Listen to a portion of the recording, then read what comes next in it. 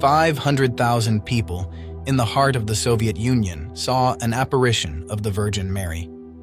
It happened in Ukraine, exactly 1 year after the nuclear disaster of 1986. And the most shocking thing is not only the immense number of witnesses, but who tried to stop them. For 70 years, the Soviet Union had one single goal: to erase the name of God from history. We are talking about a regime that destroyed thousands of churches, locked priests away in Siberian gulags, and convinced entire generations that faith was a psychiatric disorder. And yet, at the height of its power, this colossal empire armed with nuclear warheads literally short-circuited in front of a small wooden church in the countryside. What terrified the leaders of the Kremlin was a blinding light that appeared on the roof. What you are about to hear is one of the most astonishing government cover-ups of the 20th century. We have KGB documents, reports from atheist journalists, and footage of massive crowds defying machine guns in order to kneel in the mud. But there is one detail that made the Kremlin tremble.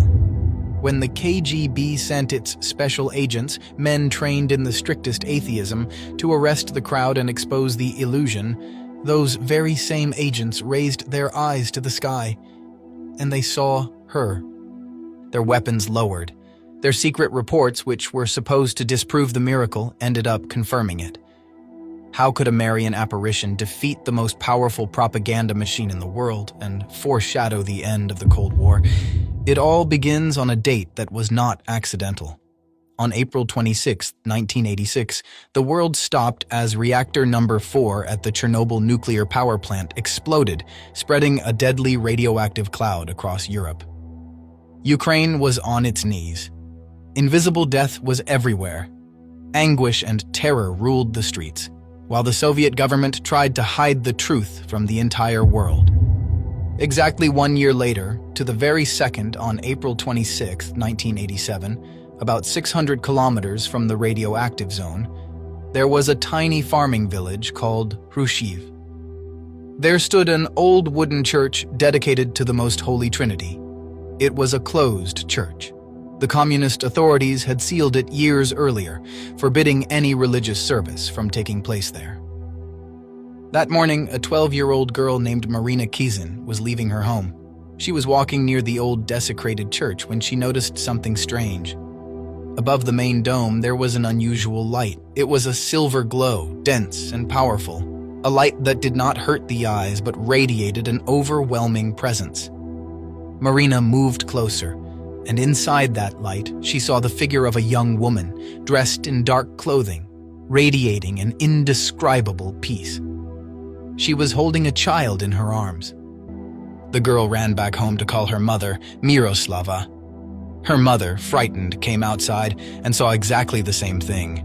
It was not a child's mirage. Within a few hours, the neighbors were called, then the villagers. By evening, hundreds of people had gathered around the closed church, staring at the roof. The light did not disappear. The figure was there, alive, radiant, motionless in her majesty. It was 1987. There were no smartphones, no internet, and above all, in the Soviet Union, phones were monitored and the press was completely controlled by the party. And yet, an inexplicable sociological miracle took place. The news broke through every wall of censorship. It spread like fire in the wind. Within 3 days, the roads to Hrushiv were blocked, not by hundreds, but by tens of thousands of people. They came on foot at night, crossing fields so they would not be seen by the patrols. They came from Ukraine, from Belarus, from the Baltic countries, and even from the most remote regions of Russia. In the following months, estimates would document that around 500,000 people traveled to this isolated village. Up to 70,000 people a day crowded into the mud around the church. The Kremlin had to react. Mikhail Gorbachev was in power. He was trying to modernize the country, and suddenly 500,000 Soviet citizens were defying the state in order to pray to the Virgin Mary. The order from Moscow was harsh and immediate. Crush this mass hysteria by any means necessary. The Soviet government sent military helicopters flying at extremely low altitude over the crowd, trying to terrify them and scatter them with the deafening roar of the rotors. But the people did not move. They sent the armed militia and the KGB. Agents blocked the roads, dug huge trenches around the village, put up barbed wire fences, and established checkpoints, threatening to arrest or fire anyone caught trying to reach Khrushchev. But there was one problem that weapons could not solve. The apparition was visible. The figure of Mary appeared not only on the dome, but also suspended above the church, and the light she radiated covered the entire area. Many witnesses said that the Virgin was crying.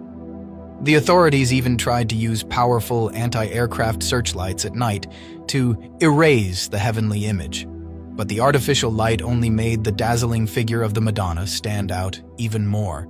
And this is where the story takes a turn that defies logic. Historical accounts and direct testimonies from former party members describe shocking scenes.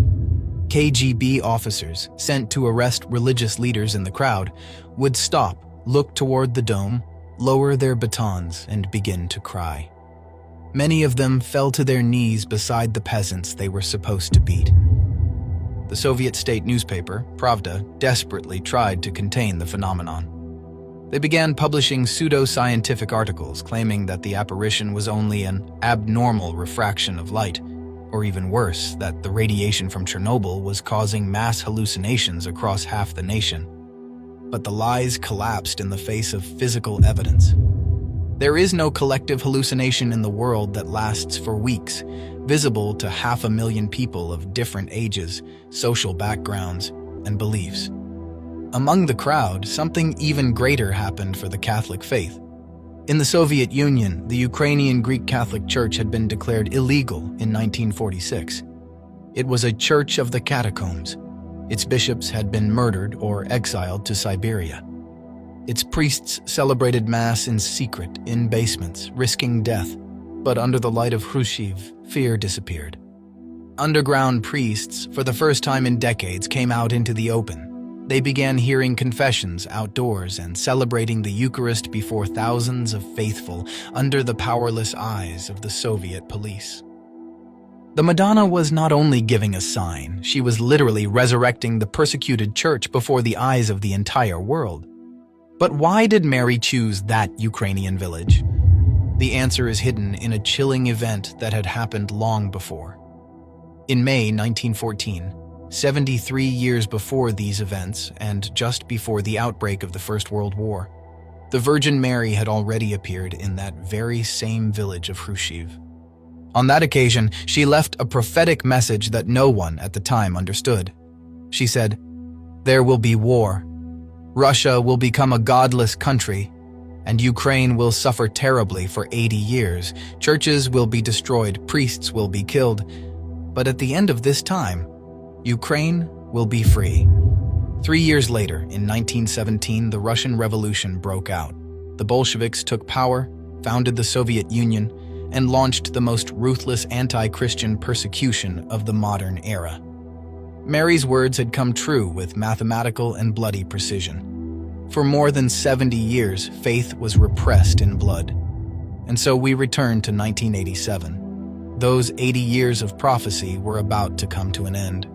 During the apparition of 1987, witnesses, visionaries, and believers received deep interior messages attributed to the Virgin. The tone was not one of condemnation, but of absolute hope. The message said, "I have come to thank the Ukrainian people because you have suffered more for the Church of Christ in recent decades. You are the nation that has shed the most blood for the faith.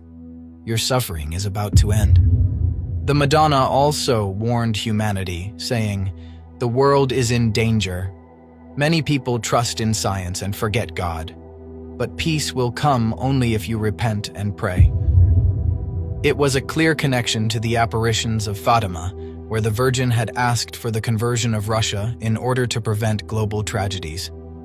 At Khrushchev, Mary was announcing that the atheist empire of evil, which seemed indestructible and ready to rule for centuries, had numbered days.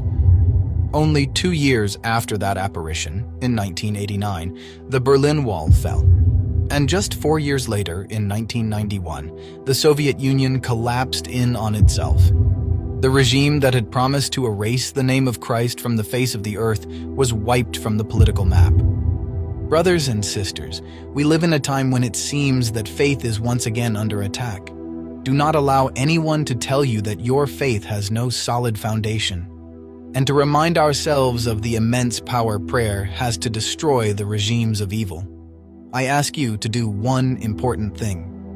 Write this short prayer of consecration and hope in the comments.